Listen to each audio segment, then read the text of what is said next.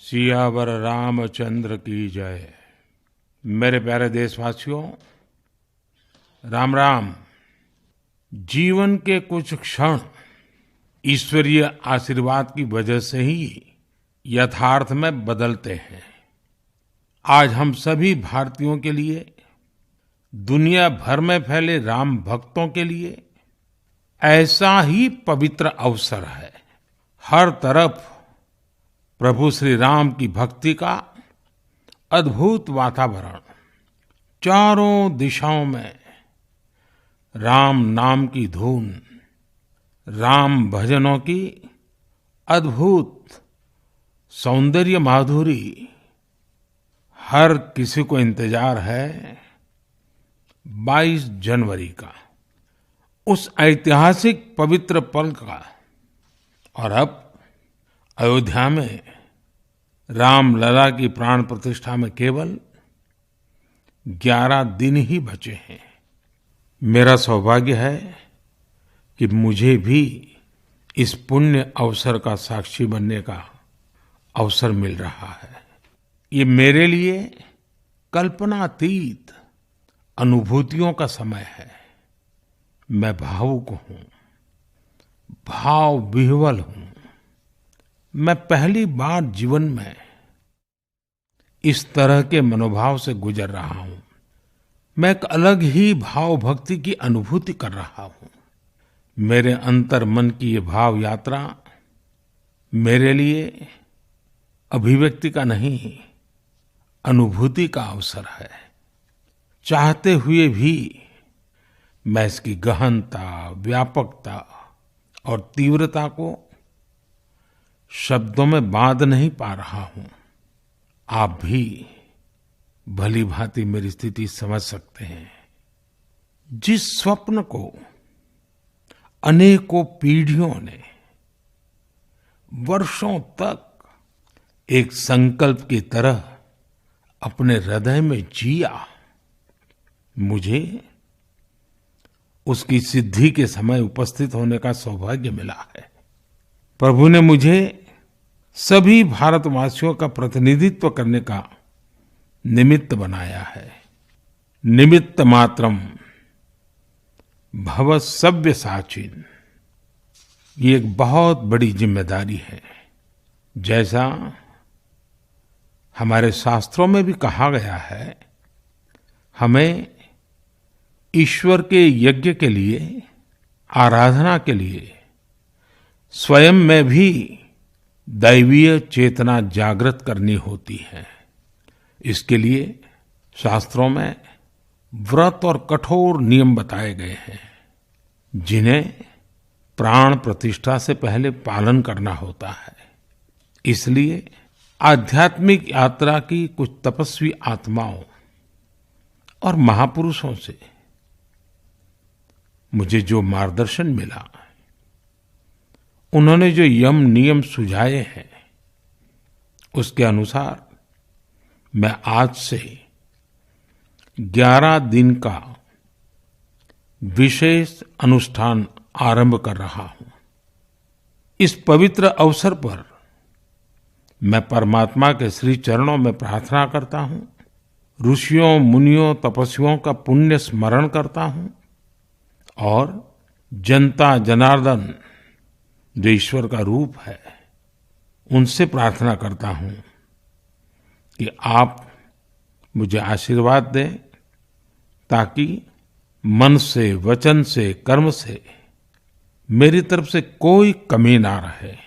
साथियों, मेरा ये सौभाग्य है कि 11 दिन के अपने अनुष्ठान का आरंभ मैं नासिक धाम पंचवटी से कर रहा हूं।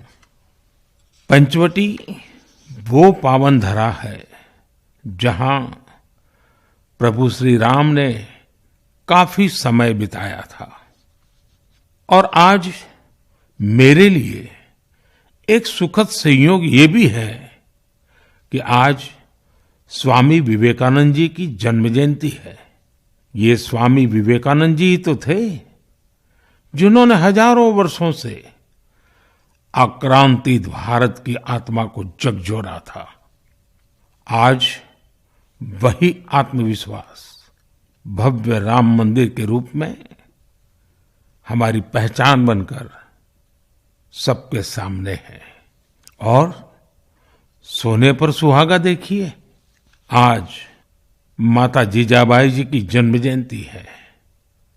माता जीजाबाई जिन्होंने छत्रपति शिवाजी महाराज के रूप में एक महामानव को जन्म दिया था। आज हम अपने भारत को जिस अक्षुण्ण रूप में देख रहे हैं, इसमें माता जीजाबाई जी का बहुत बड़ा योगदान है। और साथियों, जब मैं माता जीजाबाई का पुण्य स्मरण कर रहा हूं तो सहज रूप से मुझे अपनी मां की याद आना बहुत स्वाभाविक है। मेरी मां जीवन के अंत तक माला जपते हुए सीताराम का ही नाम भजा करती थी। साथियों, प्राण प्रतिष्ठा की मंगल घड़ी, चराचर सृष्टि का वो चैतन्य पल, आध्यात्मिक अनुभूति का वो अवसर, गर्भगृह में उस पल क्या कुछ नहीं होगा।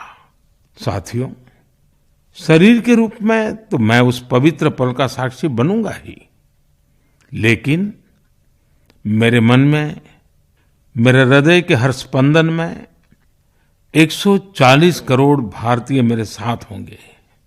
आप मेरे साथ होंगे, हर राम भक्त मेरे साथ होगा, और वो चैतन्य पल हम सबकी सांझी अनुभूति होगी। मैं अपने साथ राम मंदिर के लिए अपने जीवन को समर्पित करने वाले अनगिनत व्यक्तित्वों की प्रेरणा लेकर जाऊंगा। त्याग तपस्या की वो मूर्तियां, 500 साल का धैर्य, दीर्घ धैर्य का वो काल, अनगिनत त्याग और तपस्या की घटनाएं, दानियों की, बलिदानियों की गाथाएं, कितने ही लोग हैं जिनके नाम तक कोई नहीं जानता, लेकिन जिनके जीवन का एकमात्र ध्येय रहा है भव्य राम मंदिर का निर्माण। ऐसे असंख्य लोगों की स्मृतियां मेरे साथ होगी। जब 140 करोड़ देशवासी उस पल में मन से मेरे साथ जुड़ जाएंगे, और जब मैं आपकी ऊर्जा को साथ लेकर गर्भगृह में प्रवेश करूंगा, तो मुझे भी एहसास होगा कि मैं अकेला नहीं, आप सब भी मेरे साथ हैं। साथियों, ये 11 दिन व्यक्तिगत रूप से मेरे यम नियम तो है ही, लेकिन मेरे भाव विश्व में आप सब समाहित है।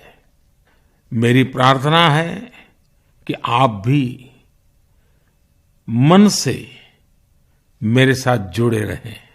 रामलला के चरणों में मैं आपके भावों को भी उसी भाव से अर्पित करूंगा जो भाव मेरे भीतर उमड़ रहे हैं। साथियों, हम सब इस सत्य को जानते हैं कि ईश्वर निराकार है, लेकिन ईश्वर साकार रूप में भी हमारी आध्यात्मिक यात्रा को बल देते हैं। जनता जनार्दन में ईश्वर का रूप होता है, ये मैंने साक्षात देखा है, महसूस किया है। लेकिन जब ईश्वर रूपी वही जनता शब्दों में अपनी भावनाएं प्रकट करती है, आशीर्वाद देती है, तो मुझ में भी नई ऊर्जा का संचार होता है। आज मुझे आपके आशीर्वाद की आवश्यकता है, इसलिए मेरी प्रार्थना है कि शब्दों में, लिखित में अपनी भावनाएं जरूर प्रकट करें मुझे आशीर्वाद जरूर दें। आपके आशीर्वाद का एक एक शब्द मेरे लिए शब्द नहीं, मंत्र है। मंत्र की शक्ति के तौर पर वो अवश्य काम करेगा। आप अपने शब्दों को, अपने भावों को नमो ऐप के माध्यम से सीधे मुझ तक पहुंचा सकते हैं। आइए हम सब प्रभु श्री राम की भक्ति में डूब जाएं। इसी भाव के साथ आप सभी राम भक्तों को कोटि कोटि नमन। जय सिया राम, जय सिया राम, जय सिया राम।